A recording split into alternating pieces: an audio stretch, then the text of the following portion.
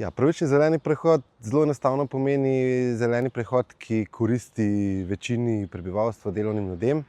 ampak mislim, da moramo biti vseeno pri definiciji malo bolj natančni. Izhaja pravzaprav iz sindikalnega gibanja v Ameriki, danes pa je postal zelo široko prisotna sintagma in v bistvu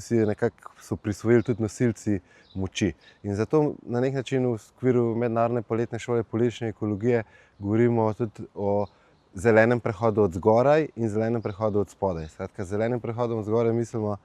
zeleni prehod, ki ekološko krizo vidi kot poslovno priložnost pravzaprav,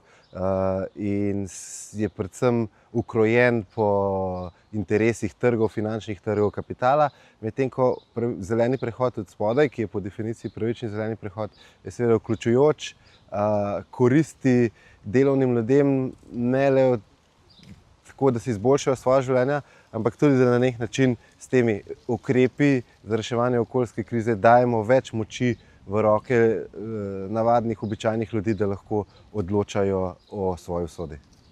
Ja, danes smo v bistvu želeli v okviru debate o angažiranem raziskovanju na področju zelenega prehoda ugotoviti, kako lahko kot raziskovalci nekako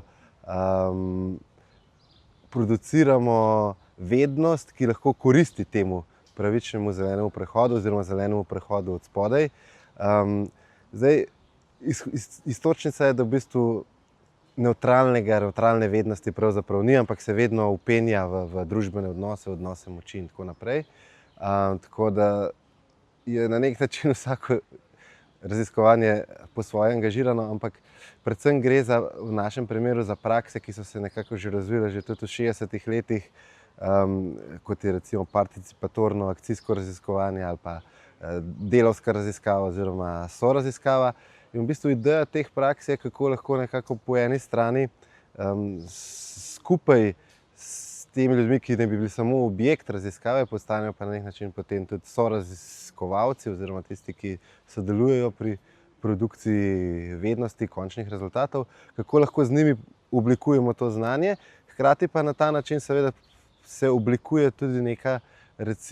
neki učinki na dejanske družbene spremembe.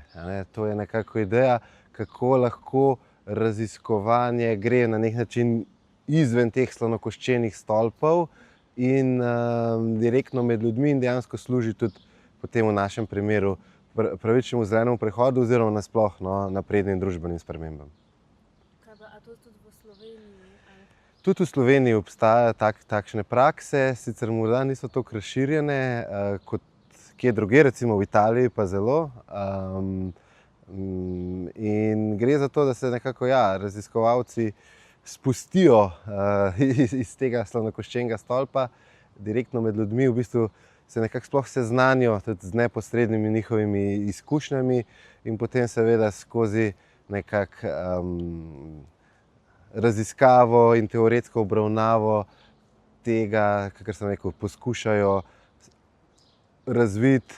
in sproducirati vednost, ki lahko koristi večino tudi tem ljudem, s katerimi so nekako s to raziskavo začeli, in te ljudje so tudi že vključeni v raziskavo, to je zelo pomembno. Skratka, niso zgolj mravljice, ki jih opazujete s povečevalnim steklom, ampak so dejansko nekako